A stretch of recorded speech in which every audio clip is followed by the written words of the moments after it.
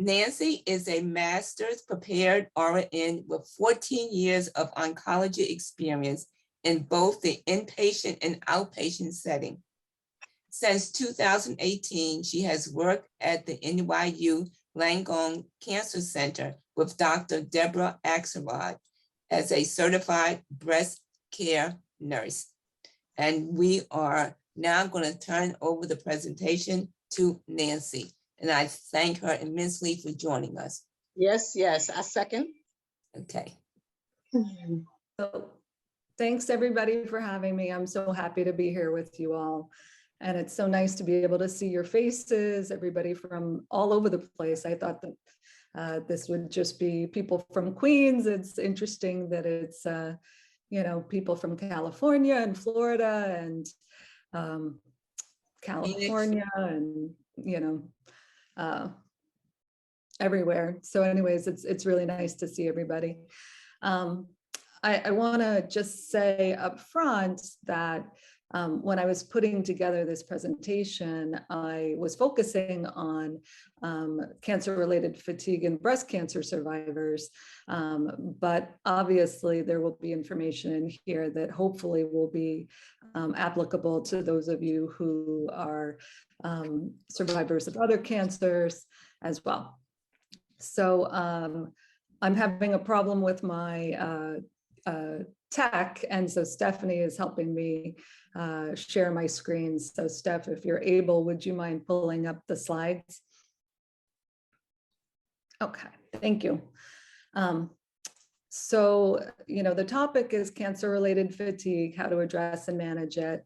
But I also wanted to just kind of give a background into cancer-related fatigue in general. So I also wanted to mention, of course, they said that my, I have a certification as a certified breast care nurse, but my master's in nursing was with a focus in education.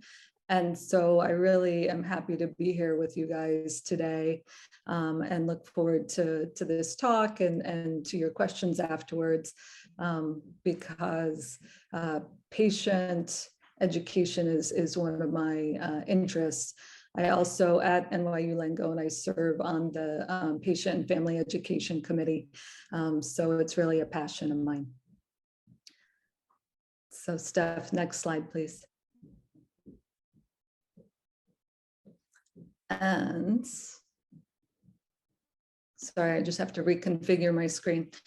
So cancer-related fatigue, the definition is it's a distressing, persistent, subjective sense of physical, emotional, and or cognitive tiredness or exhaustion related to cancer or cancer treatment that is not proportional to recent activity and interferes with usual functioning. It's different than non-disease related fatigue, because non-disease related fatigue, usually you have a reason that you know that you're tired. You were especially active, you didn't sleep well, you were out partying or something like that, and you're tired. But the cancer related fatigue is not proportional to recent activity. Cancer related fatigue is more severe, it's more disabling, and it's more challenging to relieve. It's not necessarily relieved by rest, and in many circumstances, it's actually worsened by rest. And up to 1/3 of survivors have significant fatigue 6 years after treatment. Next slide.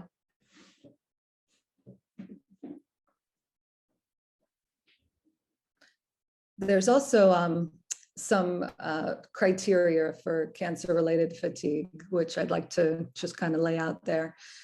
So a period of 2 weeks or longer within the preceding month during which significant cancer-related fatigue or diminished energy was experienced each day or almost every day with additional cancer-related fatigue symptoms. The experience of cancer-related fatigue results in significant distress or impairment of function. the presence of clinical evidence suggesting that the fatigue is a consequence of cancer or cancer therapy, and that it's not primarily a consequence of a concurrent psychiatric condition such as major depression. Next slide, please. It's also multidimensional. So in all the studies that I did of cancer-related fatigue, there's of course the physical fatigue where you feel tired, but there are also components of cancer-related fatigue such as affective fatigue, which is emotional fatigue, and cognitive fatigue. And it's interesting because in my reading for this presentation, the interventions, some of them, they were able to test whether they were beneficial for relieving physical fatigue, and some of them were beneficial in helping to reduce affective or cognitive fatigue, but not necessarily all of those different dimensions of the fatigue. Next slide, please. And so in breast cancer survivors, the cancer-related fatigue is one of the most frequent and distressing symptoms. And as many as 95% of breast cancer survivors experience cancer-related fatigue at some point in their disease trajectory. The symptom onset can occur during treatment, and for some people, it occurs after treatment is over. It's also a lingering effect. So it doesn't necessarily resolve with tumor control. So you have your surgery, you get through the chemotherapy, you go through your treatment, and you're told that there's no evidence of disease. You would expect that the cancer-related fatigue would be gone, but for many people it persists. It impacts quality of life, interpersonal relationships, and work productivity as well. Next slide. So the big question is, what causes the fatigue? And because it's a multifactorial thing, there are many different elements that are kind of playing a role in this fatigue. So there's biochemical elements, physiological, psychological, psychosocial, behavioral factors, and some of those include the tumor characteristics and the stage, and direct effects of the cancer itself, which can be secretion of endocrine and inflammatory molecules. So there's a lot of information out there about how inflammation can really influence and play a role in cancer-related fatigue. But as of yet, they don't really understand how this works. They just see that people with the cancer-related fatigue have, elevated inflammatory markers. So that's something that they're still doing research on, but they know for a fact that inflammatory markers and inflammation does play a role in the cancer-related fatigue. Also comorbidities. So the more health issues that you have, the more likely you are to experience cancer-related fatigue. Psychosocial issues. So we'll go into this a little more later, but there's a strong correlation between depression, anxiety, and fatigue, and also stress. People who are, lower socioeconomic status, or, have stress with, they're working part-time and, or they have family issues. All of these things can really cause increases in cancer-related fatigue. And then, of course, there's side effects of treatment. So we all know, I'm sure, or many of you know, that the actual treatments for the cancer, so not only the cancer itself, but the treatments, the side effects of the treatment can often add to the fatigue as well. Next slide. Also, in terms of the fatigue, it's not experienced the same way for all survivors. So there's a variability in the trajectory of the fatigue itself. Some people experience low or very low symptoms throughout their treatment, following their treatment. In fact, some people, their fatigue levels are comparable to women of a similar age with no cancer history. But that's a low level of people going through cancer treatment. Some people experience, oh, I'm sorry, would you mind? Thanks. Some people experience high fatigue during treatment. And then, that's followed by a gradual recovery where they regain their levels of energy. But for many of those people, even though the fatigue is high, and then they slowly regain their energy, many people actually never recover to what their energy was fully before their treatment. Some people experience late onset fatigue where they go through the treatment and, at some point after the treatment, the fatigue kind of hits them and stays with them for a while. And some people have persistently elevated fatigue, almost from the beginning of their treatment and straight through, they have a high level of fatigue. This one particular study that I notated here, they found that psychosocial factors were the strongest predictors of group membership. So again, they saw that people who had greater stressors in their life were more likely to have that persistently elevated fatigue.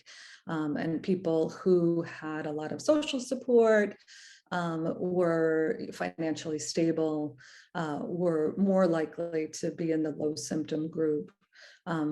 But this was also really impacted by the treatment types. So that, people who are having chemotherapy have a tendency to more have that, severe fatigue during chemotherapy with the slow recovery afterward. And people who were taking didn't have chemo, but were taking some sort of endocrine therapy afterwards, like the aromatase inhibitors, were more likely to have kind of the extended fatigue that was started a little bit later in their treatment, but persisted a little bit longer. Next slide, please. So this slide is just, factors affecting physical health and overall quality of life in breast cancer survivors. So I mentioned before, depression and anxiety, they have a big correlation with a decreased quality of life in cancer survivors. Sleep disturbance, many of you mentioned having difficulty sleeping. Medical comorbidities, of course, are just going to make this your entire treatment and everything about having cancer more difficult. Lower socioeconomic status, I mentioned, including lack of health insurance is a big one too. Next slide. And then these are the risk factors for cancer-related fatigue. And you'll see that there's a lot of crossover between the previous slide, which mentions, overall quality of life, and the same thing being risk factors for the cancer-related fatigue. But another thing that shows up as a risk factor for cancer-related fatigue is having an elevated BMI, so being overweight. Again, we see the poor sleep quality being a big risk factor, depression and anxiety. Childhood adversity has been shown to positively correlate with a risk for having cancer-related fatigue. The lower socioeconomic status, comorbidities, spiritual suffering, which is something that I haven't mentioned before, but that's also something that impacts your risk for cancer-related fatigue. Living alone, being younger than 50 years of age. So there were a number of studies that show that premenopausal women with breast cancer are at greater risk for cancer-related fatigue than postmenopausal women. And I have a slide about that later. Physical inactivity. So people who are more sedentary have a greater risk for the fatigue, and pre-existing fatigue. So people who had fatigue before they got cancer are more likely to have cancer-related fatigue that persists with their treatment. Next slide. So there are other things besides, the risk factors that I just mentioned, of course, that contribute to cancer-related fatigue, and some of them are actually treatable. So side effects of medication, if the fatigue is due to a medication that you're on, then that's something that's treatable. If the fatigue is being impacted by poorly controlled pain, that's also something that's treatable. And in many patients, particularly patients with who undergo chemotherapy, anemia can be a factor. So if your fatigue is because you're anemic, that's a treatable condition. Also, comorbidities that have been shown to correlate with the cancer-related fatigue, such as hypertension or hypothyroid. If those are well controlled with medication, that can help decrease the risk of having the cancer-related fatigue. Nutritional imbalances, of course, are treatable. Mental health issues are treatable, emotional distress. But the big thing about saying these things are treatable is that they require medical evaluation. So they're treatable if they're recognized and if you get the proper help. So it's interesting because there's a lot of literature out there in terms of survivorship literature that talk about how there's a lack of follow through between oncologists and primary care providers.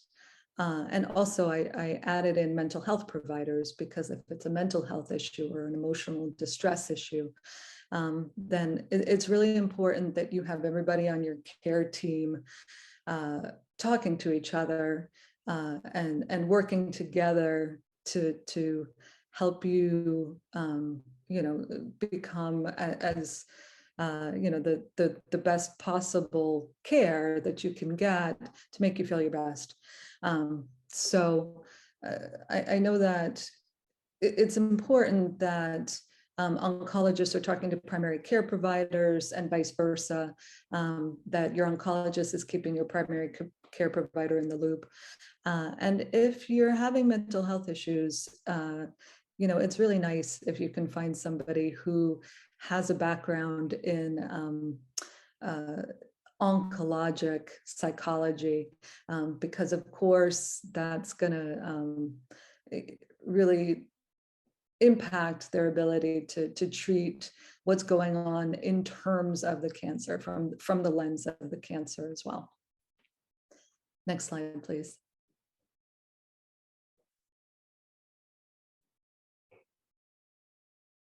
I put symptom clusters in here because it was kind of interesting in the literature that I was going through. They kept talking about symptom clusters, and there were different studies that looked at different specific symptom clusters. But one of the biggest takeaways that I got when I was going through all the reading about cancer-related fatigue is that all of these symptoms are really interrelated. So the definition of a symptom cluster is two or more concurrent symptoms related to one another that hasten or potentiate the effects of the other. So it's kind of like an additive effect. And I don't think that much of this is going to be a surprise to you ladies. Sleep problems, depression, fatigue, and poor quality of life are considered to be a symptom cluster in breast cancer survivors. Hot flashes, pain, and fatigue Again, sleep problems isn't in there, but hot flashes certainly impact people's ability to get a good night's sleep. Fatigue, anxiety, and decreased quality of life. Seems, pretty self-explanatory. And then there was one particular study that showed pain, fatigue, and psychological distress as being associated with premenopausal status, working less than full time, lymphedema, and disability. Next slide, please. So depression and anxiety with fatigue. Depression and anxiety are really highly associated with the affective component of cancer-related fatigue, so that emotional fatigue. A history of depression or depressive symptoms prior to getting diagnosed with cancer do predict post-treatment fatigue. So if you have a history of depression and you're diagnosed with breast cancer, you're at higher risk for having cancer-related fatigue. And also use of psychopharmaceuticals, so that's antidepressives or anti-anxiety medication, that's also associated with a higher risk for cancer-related fatigue. So is a pattern of adjustment to stressful life events. It says at the bottom there, resilience is protective for cancer-related fatigue. So there are studies that show that, people who are more resilient, able to adjust to stressful life events, let things roll off their back more, they experience less cancer-related fatigue. So, it sounds nice to say resilience is protective, but it's hard to be resilient if you're not feeling resilient. Hopefully a little bit later in my talk, I'll be able to, add some information about what helps some people to feel more resilient as well. Also, anxiety and fatigue are also associated with poor treatment adherence. So if you're feeling very anxious and fatigued, you may not want to go and complete your chemotherapy, or you may not want to stay on the aromatase inhibitors. So it's something that we want to treat as much as possible and help you to optimize how you're feeling so that you can get the treatment that you need. Next slide. Sleep disturbance. So this was a big one for many of you when you went around. So Linda, unfortunately, I don't know anything about why you might be, screaming in the middle of the night, but sleep disturbance is definitely something that is common with women who are cancer survivors. So it's multifactorial. There's not just one reason that people have poor sleep, but the intervention should be targeted to the cause of the poor sleep quality. So that means we really have to kind of drill down and figure out what the issue is that's causing the poor sleep. So there are sleep disturbances due to physical fatigue, and there are also sleep disturbances due to affective fatigue. So, sometimes emotional fatigue can cause sleep disturbances. And other times it's just you're pooped out physically, and then that causes the sleep disturbances. So there were some studies. One was sleep quality measured during chemotherapy. Showed deficits in people, this was kind of interesting, with both high and low self-reported symptoms. So that meant they just asked people, are you sleeping well? Are you having a sleep deficit or not? And so some people said, oh my gosh, my sleep quality is horrible. Other people said, no, I'm sleeping pretty good. And then they put actual measures on these women and got objective measurements of their sleep quality, and actually found out that they were both sleeping, both groups were not sleeping well. But it was interesting to them about, what the difference was between the people who actually felt it. They could tell that they weren't sleeping well, and the others who felt that they were sleeping well, even though they weren't. So there's definitely a subjective quality to sleep disturbance. So your awareness or your subjective experience of your sleep quality may differ from objective measurements of your sleep quality, but most of us don't have little trackers that are measuring us. And it really is what we experience of our sleep and whether we're getting, we wake up in the morning feeling rested or not. Sleep disturbance is associated with a younger age group. So again, premenopausal women with cancer were more associated with sleep disturbance than postmenopausal women. The authors of this study kind of were suggesting that the postmenopausal women, just kind of took their cancer diagnosis a little easier than the premenopausal women. But again, that was just really, their hypothesis about it. They also saw less symptom burden in married participants than single participants.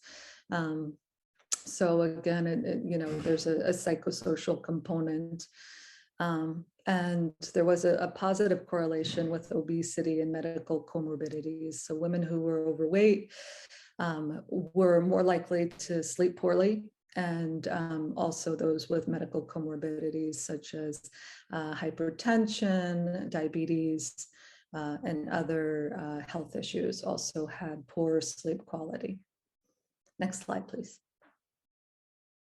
Hot flashes. This kind of goes hand in hand with the poor sleep quality. So they are common for women undergoing endocrine therapy.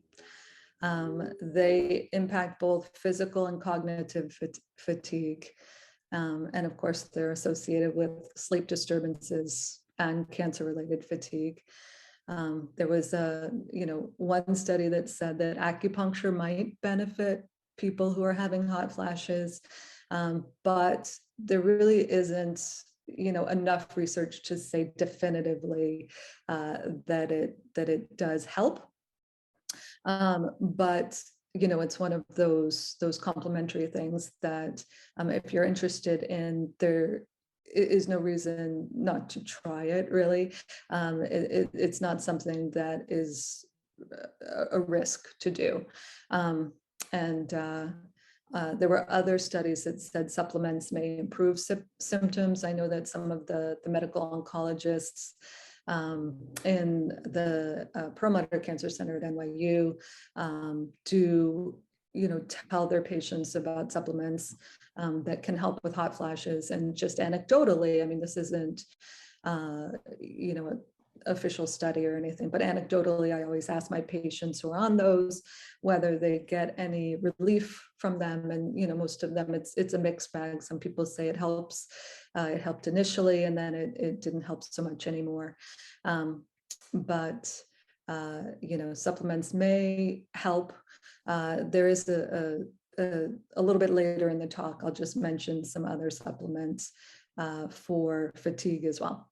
So next slide, please. Social support. So we know that social support improves the quality of life, the overall quality of life for breast cancer survivors. And that includes support from spouses, partners, children, siblings, friends, colleagues, healthcare workers, really anybody in your life that you're close with and you get support from. And lack of social support is associated with mental fatigue, but not physical fatigue, which is kind of interesting. It's another one of those things, how fatigue has lots of different components to it. And some things impact one component more than others. They also found that being single increases cancer-related fatigue. So that kind of ties in with that section up above where it's about this the support. They said also they found that living alone increases cancer-related fatigue. So just having somebody around, somebody to talk to, and to help out around the house, somebody who can make dinners and do the dishes and other things and be a help, is beneficial in helping to reduce the burden of the fatigue. Next slide, please. So, when I was going through the papers and, everything I could find on the cancer-related fatigue, particularly the breast cancer-related fatigue, I was looking for information about specific, different types of populations and just looking to see what was out there. A lot of the studies actually that I used for this presentation were from abroad. There were several studies that were done in China, Korea. So there are definitely studies that look at Asian women. There were studies from Europe. Of course, a lot of studies from the US. But it's interesting in terms of the studies from the US, most of the studies focus on white survivors. There was a nice article that I found focusing on the experience of African-American breast cancer survivors, just in general, not with specific focus on fatigue. There was just a little section on fatigue. But that particular study just talked about how there's a lack of scholarship about the experience of African-American breast cancer survivors, and the fact that overall African-American breast cancer survivors have a higher rate of obesity and lower rates of physical activity than white survivors, and so would benefit from having more study. Also that the African-American population tends to rely on spirituality and faith-based support more so than some white populations, and that these strong religious beliefs are protective against cancer-related fatigue. So it goes back to that support again, the social support, and so there are different considerations for different, populations, and not all of the research out there really touches on that. They definitely could do a better job of that. So I just wanted to highlight that. Next slide, please. So we touched on this just a little bit, but it keeps coming up again and again that premenopausal women are at increased risk for the fatigue, and that there are unique considerations to premenopausal women with cancer. So their treatment, they have to consider premature menopause, infertility. If you get cancer at a younger age, there's more concern about the risk for recurrence because you've got a long time to live. And so a lot of younger women with cancer really worry about that risk of recurrence. Of course, everybody worries about that. But and if you're young, if you have young children that you're trying to care for while you're going through your own cancer treatment, the caregiver responsibilities is a big issue. Also, concerns about employment and career are different for women, the younger women, than it can be if you're diagnosed when you're postmenopausal, particularly if you're retired. But the issues, of course, are different for postmenopausal women, and we'll talk about that as well. Next slide. So obesity is a big risk factor for cancer-related fatigue. And obesity is often present at diagnosis of breast cancer, because obesity is actually a risk factor for breast cancer. It's also a risk factor for cancer recurrence. And weight gain is common in postmenopausal women. Of course, breast cancer is more common in postmenopausal women as well. So the two go hand in hand.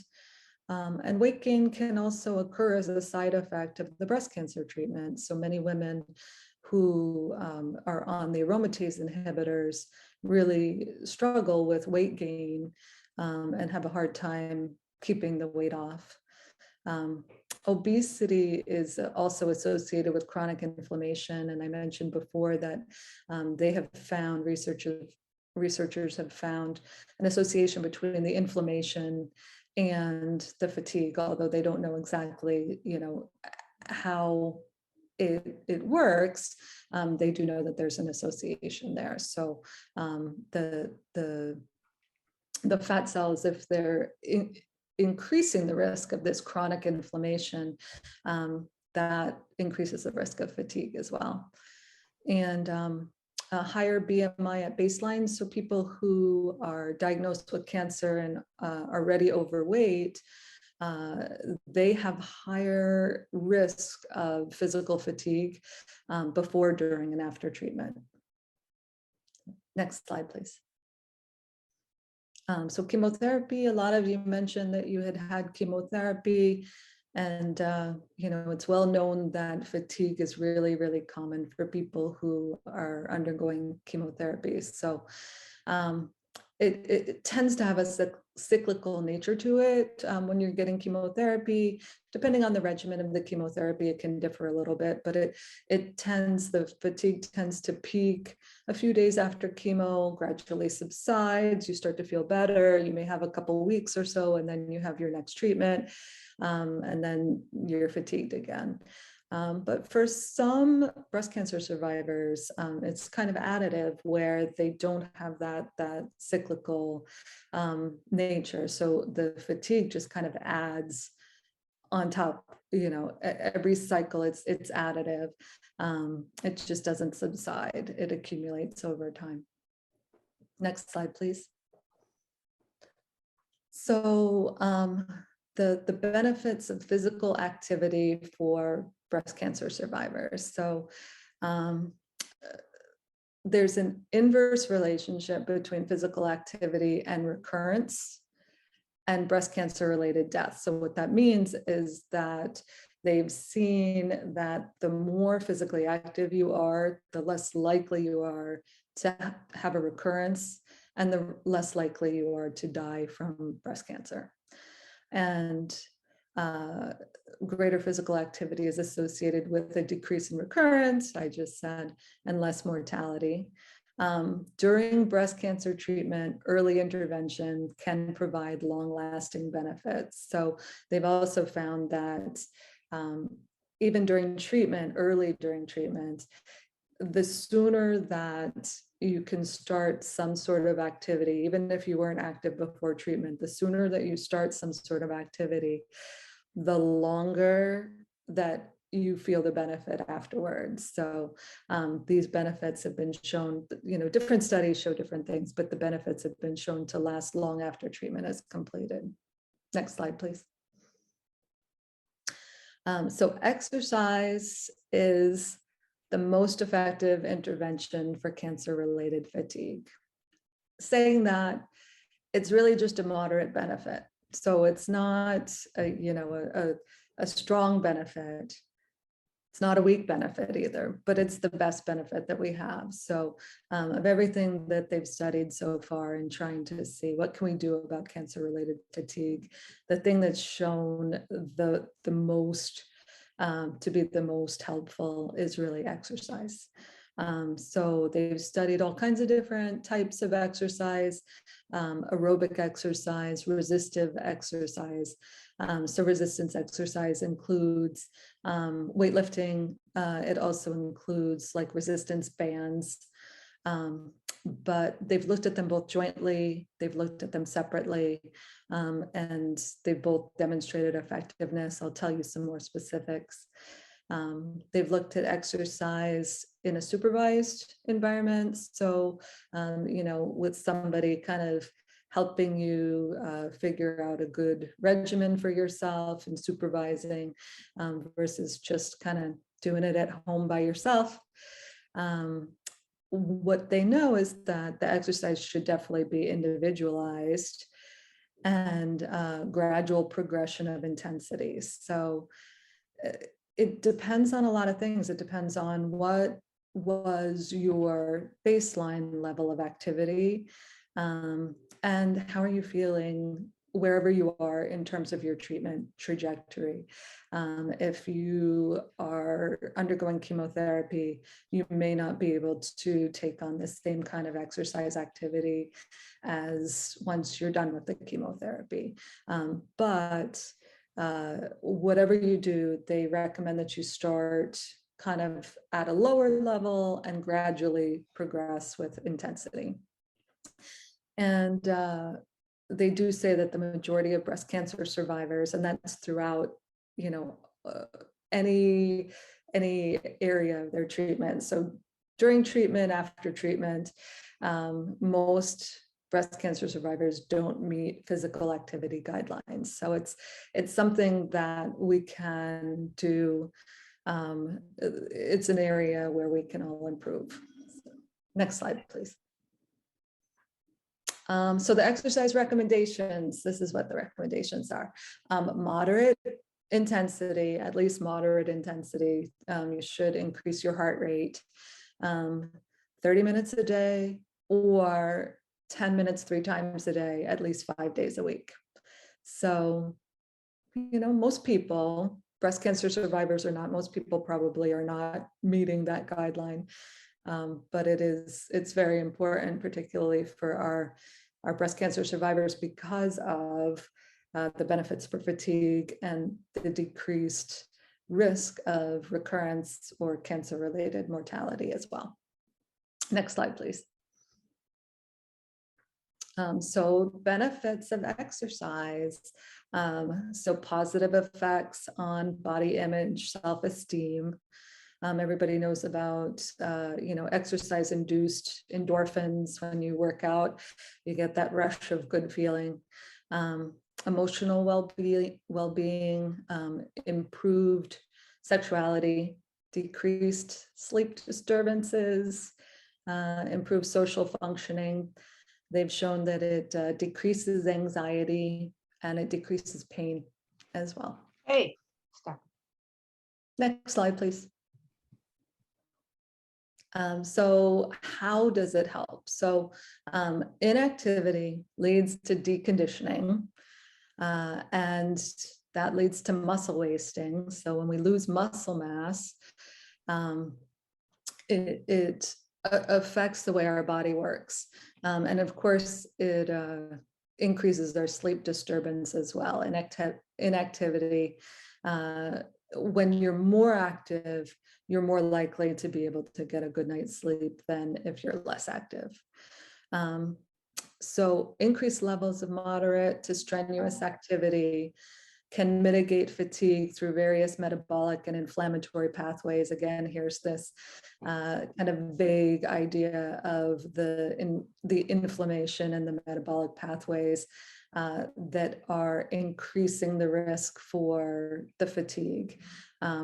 But working out has been shown to have a positive benefit on that.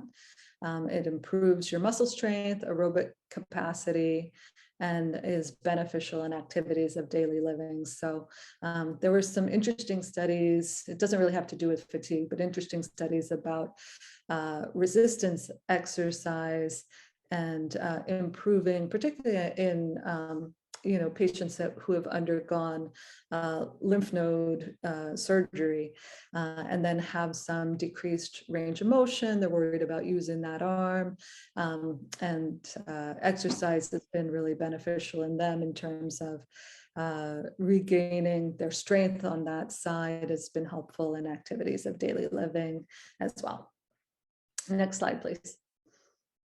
Psychosocial benefits, of course, there's physical benefits, but the psychosocial benefits are just as important. Again, fatigue is multifactorial. It's physical fatigue, but it's also affective and emotional fatigue as well. So the psychosocial benefits that we see with exercise: increased self-esteem, health-related quality of life, decreased anxiety and depression. So the peer-based exercise programs, so those are exercise programs where breast cancer survivors are in exercise groups together. There were benefits from interacting with their peer group. There was decreased affective and cognitive fatigue as well, although exercise really shows greater gains in the physical realm than the affective and cognitive realm, but it definitely does benefit that as well. Next slide, please. And exercise is something, I touched on this a little bit, but exercise is something that there's a place for it throughout the treatment continuum. They have found, multiple studies have found that survivors who were physically active prior to their diagnosis were more likely to maintain the activity level or the desired activity level. But that's another one of those things where it's kind of like, well, that's great, but if you weren't physically active before you got the cancer diagnosis, how does that help you, right? So it's just information, but interventions implemented at any point in time during treatment, after treatment, have shown a benefit. So there was a study where, or a couple studies where people who started exercise programs during adjuvant chemotherapy, so chemotherapy after surgery, did demonstrate small to moderate effect in reducing fatigue. Also studies, there were a few studies that show that resistance exercise, so specifically weight-based exercise or strength-based exercise during adjuvant radiation were beneficial. And benefits increase for programs that are started after treatment is completed, meaning that people who start working out after they're done with all their treatments had really greater gains and more long-term gains from those programs than people who did shorter programs that were just tailored toward like during their chemotherapy or during their radiation treatment. So, and I think that with those particular studies, it was because they were doing a more long-term intervention. Most people get the radiation just for a short period of time. Chemotherapy is also, usually a shorter period of time. And the people that were doing longer programs really had a longer benefit, obviously.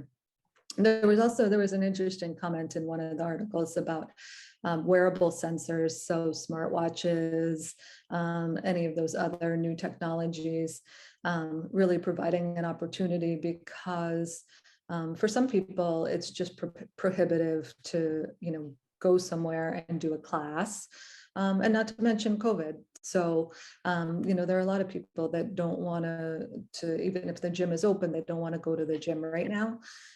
So these wearable sensors and mobile health tools are helpful for people. They're new opportunities to get involved with physical activity and something that you can do at home. Next slide. So barriers to exercise, of course, there are barriers to exercise for many of us. Treatment-related side effects. So if you're dizzy, nausea, you have neuropathy from your chemotherapy, you have joint pain from your aromatase inhibitors, or you're just too tired. If you're that fatigued, it can be really hard to figure out how you're going to get the energy to work out. Other people said that being in classes that were not tailored to cancer survivors really made them feel kind of self-conscious. If they lost hair from chemotherapy or, body image issue from mastectomy or whatever it may be from their cancer treatment, they didn't really feel comfortable being in a class. Decreased arm mobility or pain from surgery, and concern about lymphedema. So we'll talk about that in a minute. Also prior sedentary lifestyle. So if you're one of those people who didn't work out before you got diagnosed with cancer, and then you were diagnosed with cancer and went through all this treatment, and now have cancer-related fatigue, it's just additive. It can be really hard to kind of figure out how to start working out. There were a number of studies that said that, again, those people who were working out before their diagnosis were more likely to continue working out during their treatment. And part of that is, they were probably in better shape to begin with, but also they just kind of have figured out how to work that into their lifestyle. And so trying to figure out how to just make that first step can be difficult. Next slide. So some specific exercise recommendations and studies. So resistance exercise and cancer-related fatigue. How it benefits is by counteracting muscle wasting. It can improve deficits in the affected limbs. So this is specific to, again, people who have undergone lymph node excision and often have some reduced range of motion after surgery. And it improves functional well-being overall. So there were studies that showed that the resistance exercise during adjuvant chemotherapy decreased fatigue, improved quality of life. They used a relaxation group as a control group and compared the two. And the people who were undergoing the resistance exercise, so the strength-based exercise, definitely had benefits. There was little benefit, though, for affective and cognitive fatigue. Really, they just showed a benefit in physical fatigue. It also has been shown to improve fatigue and quality of life in previously sedentary breast cancer survivors. So that was, the last slide about how do you start. There have been benefits from, just starting. And again, it would be starting low and building, right? Not going from 0 to 100, but there are studies that show that this is beneficial even for people who don't have a history of working out beforehand. Moderate intensity resistance exercise after treatment showed greater benefits than lower intensity resistance exercise. So these were studies where they kind of said, well, if we push people a little bit harder, are they going to get more benefit? Should we, not push them?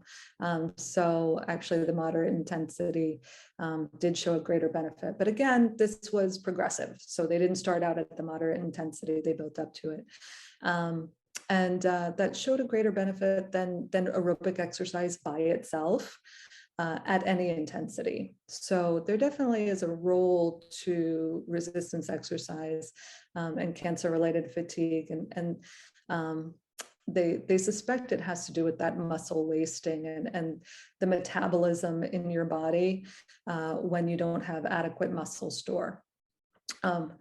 Also, resistance training alone or in combination with aerobic conditioning seems to provide best results with regard to physical performance outcome and perceived fatigue. So by itself or in combination with aerobic conditioning really seems to be helpful. Next slide. High intensity interval training. I don't know if any of you are interested in this, but there is a study that looked specifically at high intensity interval training. It was only looking at the effectiveness during chemotherapy and the benefit for fatigue. But they did a 16-week program. They broke it up into 3 groups. One of them was resistance training and high intensity interval training. One of the groups was aerobic exercise and high intensity interval training. And one group they called usual care. Yeah. I guess that was, just people who aren't really doing any activity. So the resistance training with the high intensity interval training prevented increases in physical and cognitive fatigue. The aerobic exercise and high intensity interval training decreased pain and improved emotional functioning. So they saw different benefits depending on, whether it was the HIIT and resistance or HIIT and aerobic exercise. And because we know that, pain and emotional functioning are a component in cancer-related fatigue as well. It seems like maybe adding components of all of this would be beneficial. Next slide. There were also studies that looked primarily at aerobic exercise, and it was shown to improve both physical and affective fatigue. And they hypothesized that it might impact the fatigue through mobilizing body fat. So again, it's that idea of the inflammatory cytokines, the inflammatory molecules, being able to decrease those. They also said that they suspected that it increased insulin sensitivity or glucose uptake as well. And that's just specific to aerobic exercise. Next slide, please. As one example of an aerobic exercise program that was tested, this was a 12-week home-based brisk walking program just for women who were undergoing adjuvant chemotherapy. They progressed from 3 to 5 times a week, and it was 15 to 40-minute sessions. So initially it was 3 times a week, 15-minute sessions, up to 5 times a week, 40-minute sessions. And what they saw was that fatigue levels increased over time for both the walkers and the control group, but that the walkers demonstrated less fatigue than the control group did. So again, chemotherapy is a huge risk factor for cancer-related fatigue. And in both groups, the fatigue got worse as they progressed through their chemotherapy, but there was a benefit to doing the exercise during the chemotherapy, that their fatigue levels increased less than those who weren't active during the chemotherapy. And surprisingly, they also found that the effects lasted for 9 months after completion of the exercise program. So that was for the people who were doing this home walking program. And again, this is, maximum of 5 times a week, 40-minute sessions. So that's a little bit more than what the recommended activity level is. But it's essentially pretty close to what the recommended activity level is. So just doing that activity level for a 12-week period during the chemotherapy had long-lasting benefit. Again, they saw women who exercised prior to diagnosis had less fatigue overall than those who exercised less. Next slide. Lymphedema. I just wanted to mention this. There was one study that I looked at that they talked to women about, why they weren't exercising, even though they knew that the exercise could be beneficial for cancer-related fatigue. And many of the women mentioned that they were concerned about lymphedema, that they had been told by their providers not to lift anything heavy with the affected arm. And so, they were worried, they didn't want to do anything wrong and get lymphedema.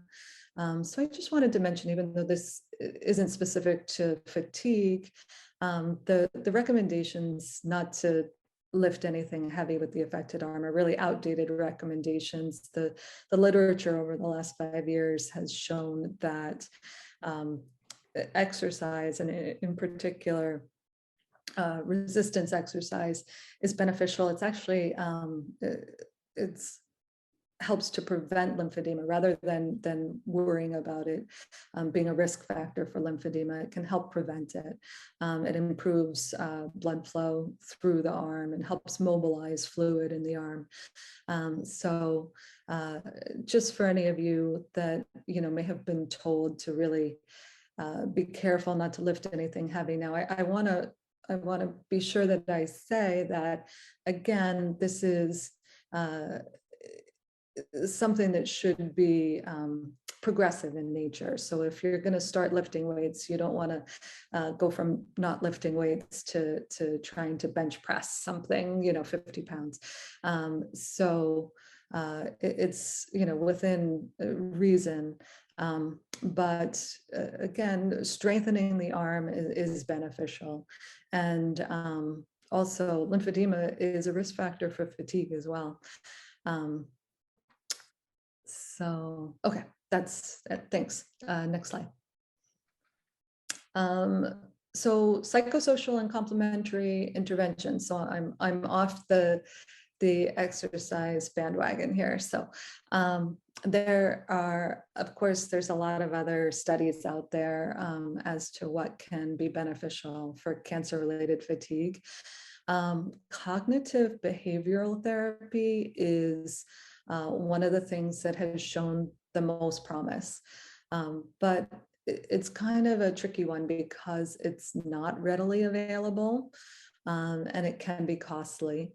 But I've read some things recently. In fact, there was an article in the New York Times I read recently. It wasn't specific to cancer-related fatigue. It was cognitive behavioral therapy as a tool for chronic pain. But they were talking about how they're trying to make it available online. So check that out, see if you can, if it's interesting to you, look for that article in the New York Times on chronic pain. And I believe there, was information in that article about some of the programs that might be available online now. Counseling, of course, can be beneficial. Support groups, of course, are beneficial. And then expressive therapies, so, art therapy, relaxation and imagery. They have looked at acupuncture, acupressure. The thing about this is not that these things aren't beneficial for fatigue, but mostly that there's not a lot of evidence to show that they're beneficial. So there hasn't been a lot of research, and much of the research has been kind of weaker quality, and may have bias in it, or may not have definitive results. So basically, when I looked at this whole kind of group of articles, what it comes down to is at the end of the article, they always say more research is needed. So still, to be determined, but I have a few more specifics. Next slide, please. So yoga is, you could put this in both the exercise group and the complementary psychosocial group. So there was one particular study here. It was an 8-week supervised program, had a large effect on physical fatigue in the post-treatment setting, but a smaller effect on women who are undergoing treatment. Just a medium impact on cognitive fatigue and really no impact on emotional fatigue. Next slide, please. Swedish massage. So this was particularly Swedish massage, which tends to be more deep tissue. There was a 6-week study showing massage reduced fatigue, cancer-related fatigue, compared to a control group. So they actually had two control groups. One was receiving light touch intervention, and there was another group that was on the wait list. They eventually cycled everybody through so that everybody got the massage. But the people who got the massage had less fatigue than those who had the light touch or were on the wait list. And there's other studies that have linked massage to decreased depression, anxiety, and pain in breast cancer survivors. And of course, we've already talked about how there's a strong correlation between anxiety, depression, pain, and fatigue. But again, this is an area where further studies are needed. Next slide, please.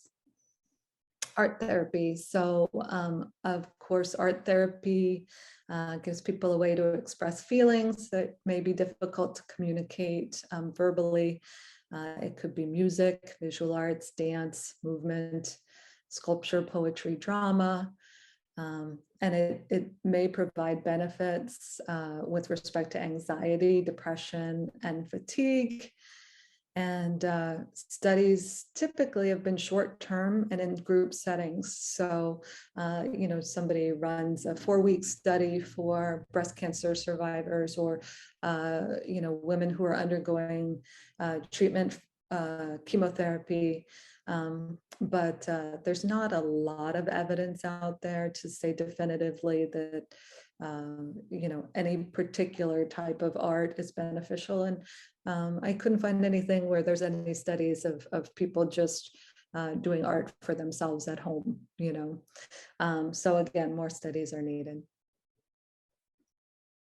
There is this one study here was on music therapy in patients that were undergoing radiation. So this was individualized 30 to 40 minute sessions with a professional music therapist. They met twice weekly at 3 different times during the treatment. And they had this, certain protocol. The therapist would pick certain songs.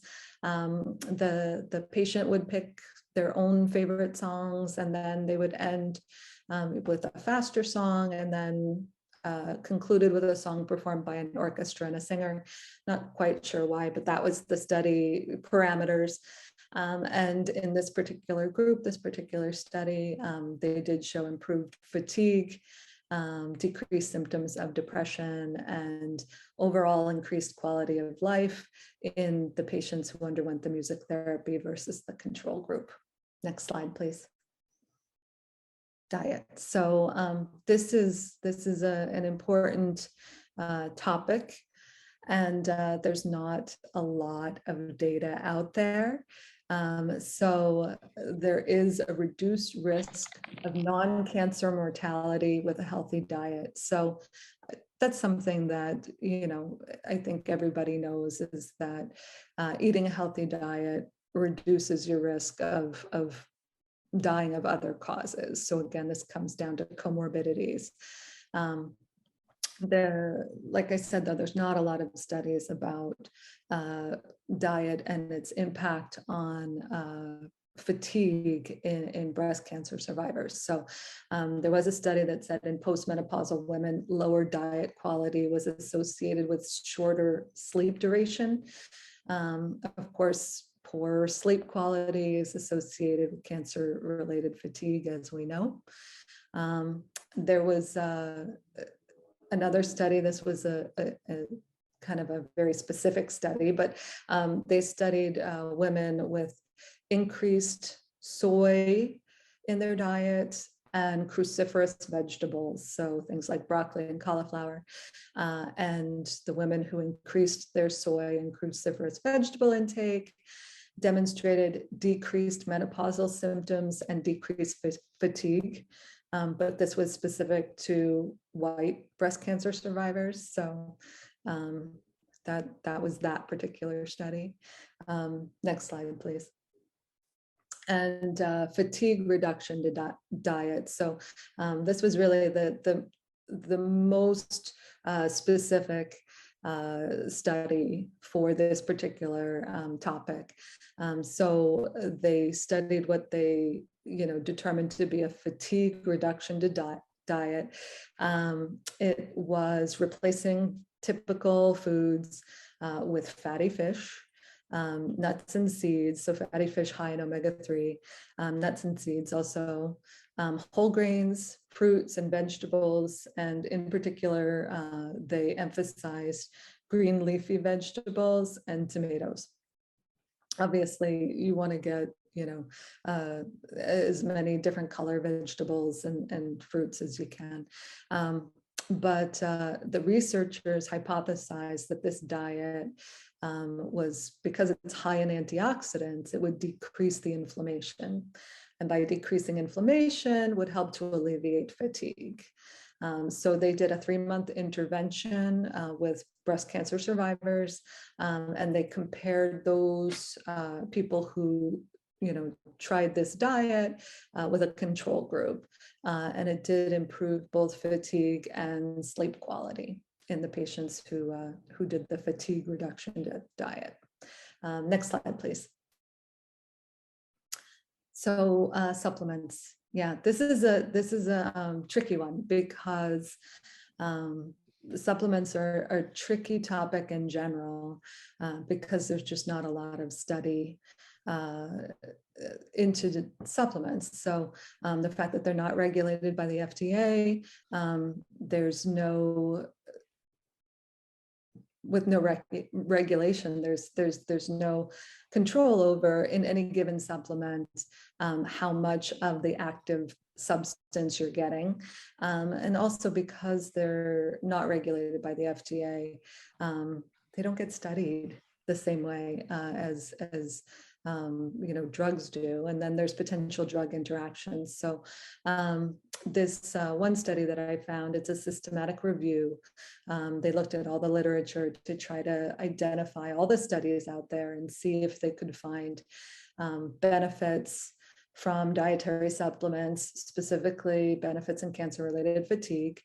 And what they found is that chlorella extracts and granules reduced fatigue in one study. Coconut oil was beneficial in one study of patients who were receiving chemotherapy. Ginseng may provide a small benefit. Guarana studies showed mixed results. So some showed a positive result, some showed a negative result, but there were adverse side effects. There was a study that tested CoQ10, and of course, lots of my patients are on CoQ10, but the only study that they found tested CoQ10 and vitamin E to see if jointly they would impact cancer-related fatigue, and they did not find any benefit. Acetyl L-carnitine was not recommended. They determined that the risks outweigh the benefits. But overall, just wanted to say that if you're considering dietary supplements, it's really important to discuss these with your medical oncologist because they can interact with your oncologic treatment. And so it's really important to have that conversation before you add supplements into your treatment. Next slide, please. So in summary, this is it. This is the end. Unfortunately, there's no magic bullet for cancer-related fatigue. It's complex. It's not well understood. And exercise shows the biggest reduction in symptoms. Resistance exercise coupled with aerobic exercise and HIIT is recommended. Increased consumption of omega-3 rich fish, nuts, seeds, whole grains, fruits, and vegetables, and engage in activities that improve your sense of well-being and provide social support. So basically, nurture your physical, affective, and cognitive self as much as you can, and get support from those around you, as well as your healthcare providers, and your fellow survivors as well. So Thank you very much. I'm very happy to be here. Thank you for having me. And I'd be happy to take any questions.